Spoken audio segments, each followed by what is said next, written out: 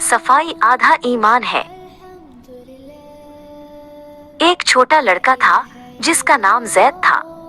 इसे अपने खिलौनों से खेलना बहुत पसंद था। एक दिन जैद अपने कमरे के बीचों बीच बैठा था और उसके चारों तरफ ब्लॉक्स, रंगीन कारें और गेंदें बिखरी हुई थीं। पूरा कमरा खिलौनों से भरा हुआ था और वहां चलने की भी जगह नहीं थी। अचानक जैद की अम्मी कमरे में दाखिल हुईं।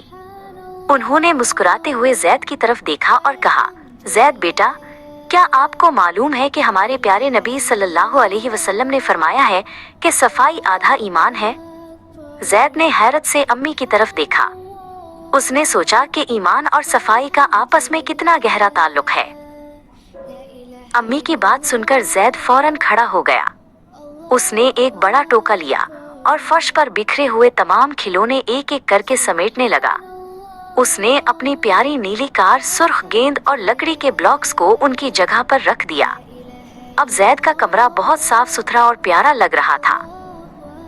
थोड़ी देर बाद असर की अजान की आवाज गूंजी। अम्मी ने कहा, जैद आओ नमाज के लिए वुजू कर लें। वुजू भी हमें पाको साफ रखता है। अम्मी जैद को गुस्ल खाने के पास ले गईं और उसे वुजू करने का तरीका सिखाने लगीं। जैद ने बहुत एहतियात से वुजू किया। उसने अपने हाथ धोए, कल्ली की और अपना चेहरा धोया। ठंडे पानी से वुजू करके उसे बहुत ताजगी महसूस हो रही थी। उसे ऐसा लग रहा था जैसे वो ना सिर्फ बाहर से बल्कि अंदर से भी साफ सुथरा हो गया है। नमाज के बाद जैद घर के खूबसूरत बाग में गया। वहां रंग बिरंगे फूल खुले थे और हरी घास बहुत प्यारी लग रही थी। लेकिन अचानक जैद की नजर एक चिप्स के खाली रेपर पर पड़ी जो किसी ने घास पर फेंक दिया था। जैद को फौरन अपनी अम्मी की बात याद आई। उसने सोचा कि अल्लाह ताला को सफाई पसंद है, इसलिए हमें अपने घर के साथ साथ अपने माहौल को भी साफ रखना चाहिए। जैद आगे बढ़ा और उसने वो कचरा जमीन से उठा लिया। बाग के कोने में एक सब्ज रंग का डस्ट बन रखा था। जैद भागकर वहां गया और रेपर को डस्ट बन के अंदर डाल दिया। अब बाग पहले से भी ज्यादा खूबसूरत और साफ नजर आ रहा था। जैद को ये देखकर बहुत खुशी हुई कि इसने एक अच्छा काम किया है।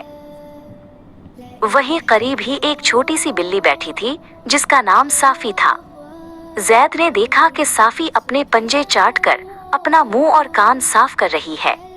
जैद हैरान रह गया और हंसकर बोला, अरे, साफी भी अपनी सफाई कर रही है। इसे भी मालूम है कि साफ रहना कितना अच्छा है।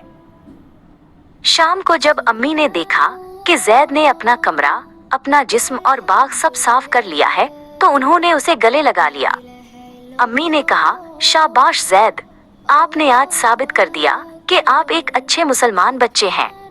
जैद बहुत खुश था क्योंकि उसे अब सफाई की असल अहमियत समझ आ गई थी।